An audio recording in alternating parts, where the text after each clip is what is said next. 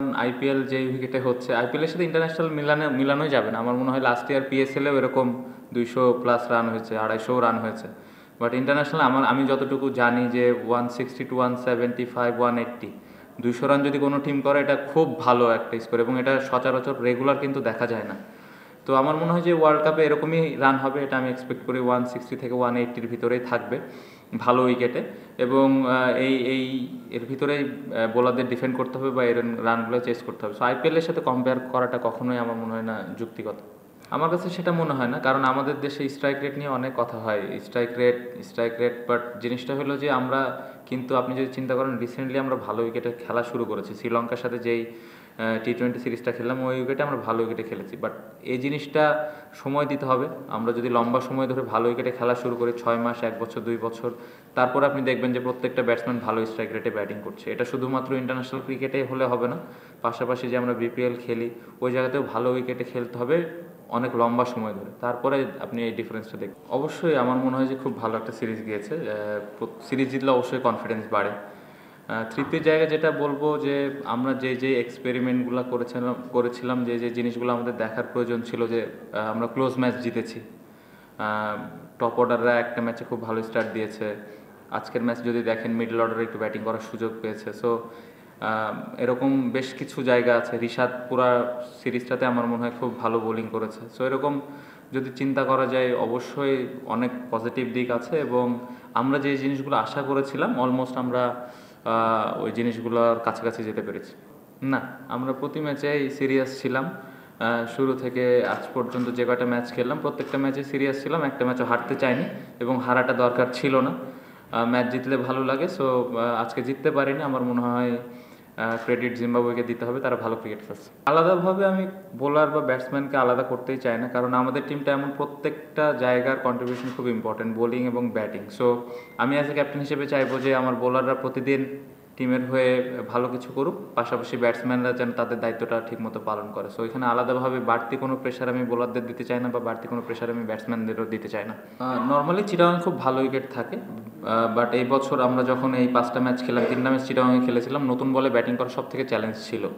এটা হয়তো অনেকে বাইরে থেকে দেখলে মনে করবে যে চিটাগাংয়ের উইকেটে তো রান হয় অনেক, বাট এইবার আমরা যে 3টা ম্যাচ খেলেছি নতুন বলে অনেক ডিফিকাল্ট ছিল ব্যাটিং করাটা। তার মধ্যে আমাদের সম্ভবত 2টা ম্যাচ বৃষ্টির কারণে অন অ্যান্ড অফ ব্যাটিং করা লাগছে। সো মোমেন্টামটাও কিন্তু ওইভাবে পাই নাই। এগুলো সব মনে হতে পারে এক্সকিউজ, বাট আমরা যেভাবে উইকেটটা অ্যাক্সেস করেছি বা ব্যাটসম্যানদের পুরো ফ্রিডম ছিল, ব্যাটসম্যানরা উইকেটটা রিড করে ওইভাবে ব্যাটিং করার চেষ্টা করেছে। যেটা বললাম যে কাছাকাছি দিক বলতে, স্পিনাররা খুব ভালো বল করেছে, যখন বিশেষ করে রিশাদ খুবই ভালো বোলিং করেছে, শেখ মেহেদিও ভালো বোলিং করেছে, মাঝখানে ওকে ব্রেক দিয়ে তানভীরকে 2 ম্যাচ খেলানো হয়েছে, ও ভালো বল করেছে।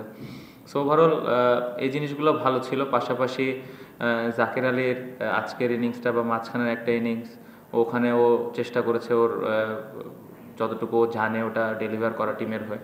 সেরকম ছোট ছোট বেশ কিছু জায়গা আছে যেটা আমার মনে হয় আমরা কাছাকাছি যেতে পেরেছি, বাট স্টিল এখানে তো অবশ্যই আরও ইমপ্রুভমেন্টের জায়গা আছে। বাট প্লেয়াররা সবাই কনফিডেন্ট। উইকেট, আমি যেটা বললাম যে পুরো সিরিজে উইকেটটা ব্যাটিং ফ্রেন্ডলি ছিল না পুরো সিরিজে। সো ব্যাটসম্যানরা ওর মধ্যে দিয়ে চেষ্টা করেছে ভালো করার, এবং উইকেটটা অ্যাসেস করে চেষ্টা করেছে ব্যাটিং করার। আমার পারফরমেন্স নিয়ে যেটা বলেন যে আমার এক্সপেকটেশন অনুযায়ী এই সিরিজটা হয়নি, বাট আমি আমার যে প্রসেস বা আমি আমার ব্যাটিং নিয়ে আমার স্কিল কীভাবে আমি ডেভেলপ করতে পারি এইগুলো নিয়ে কাজ করছি, এবং প্রত্যেকটা সিরিজ যে একটা ব্যাটসম্যানের ভালো যাবে এরকম কোনো কিছু না। সো এটা অলরেডি অতীত হয়ে গেছে, সামনে চিন্তা করছি ভালো কিছু। শুরুতে যেটা বললাম যে কয়েকটা ক্লোজ ম্যাচ আমরা জিতেছি, যেটা আমাদের দরকার ছিল, কারণ এই ধরনের ম্যাচ কিন্তু সামনে যেই সিরিজ বা টুর্নামেন্ট আছে এই ধরনের ম্যাচ কিন্তু আসবে। সো ওই সময় আমরা আমাদের প্ল্যানটা কীভাবে এক্সিকিউট করছি, বোলাররা কীভাবে তার প্ল্যানটা এক্সিকিউট করছে, এবং ওই সময় আমরা কতটুকু কাম থাকছি, ওই জিনিসগুলোই কিন্তু আমরা প্র্যাকটিস করেছি। এবং আমার মনে হয় যে ক্লোজ ম্যাচগুলো যেগুলো আমরা খেলেছি, বলা যেতে পারে যে ওদের হাতে ম্যাচটা ছিল একটা সময়, বাট ওইখান থেকে আমরা যেভাবে কামব্যাক করে ম্যাচ জিতেছি এটা একটা পজিটিভ দিক। আমার মনে হয় এই জিনিসটা কাজে দিবে সামনে টুর্নামেন্টটাতে। না, এনজয় করছি এখন পর্যন্ত। ম্যাচ জিতলে তো ভালোই লাগে, সো সিরিজ জিতলাম, ভালো লাগছে এবং উপভোগ করছি। আলাদাভাবে কারো নাম মেনশন করতে চাই না। টিমের কতজন প্লেয়ার আছে সবাই, কোচিং স্টাফ থেকে শুরু করে প্লেয়াররা সবাই সাপোর্ট করছে, এবং সবাই চেষ্টা করে যে ছোট ছোট ফিডব্যাক দেওয়ার। টপ অর্ডারে আমরা যদি আরেকটু ভালো ব্যাটিং করতে পারি, তাহলে আমার মনে হয় যে টিমের জন্য ভালো হবে। মোমেন্টামটা খুব ইম্পর্টেন্ট, বাট তার পাশে এটাও বলবো যে যে উইকেটে খেললাম আমার মনে হয় যে এটা নিয়ে খুব বেশি চিন্তা না করে সামনে আমরা যেন চিন্তা করি, বাট এই জায়গাটা যদি আমরা ভালো স্টার্ট দিতে পারি সামনে টুর্নামেন্টে তাহলে টিমটা অনেক দূর আগানো থাকবে। নর্মালি একদম যে ফিক্স থাকবে সেটা আমি বলবো না, বাট আমাদের যেটা চেষ্টা থাকবে যার যার পছন্দের যে জায়গাটা বা যেখানে যেখানে যে ব্যাটিং করলে টিমের হেল্প হবে ওইটা চিন্তা করেই করা হবে। বাট একদম এমন বলবো না আমি যে অনেক বেশি প্রতিদিনই চেঞ্জ হবে। ডিপেন্ড করছে কন্ডিশন এবং অপোনেন্ট টিমের কি স্ট্রেংথ আছে না আছে ওটার উপরে ডিপেন্ড করে আমরা 11 জনটা এবং ব্যাটিং অর্ডারটা সাজাবো।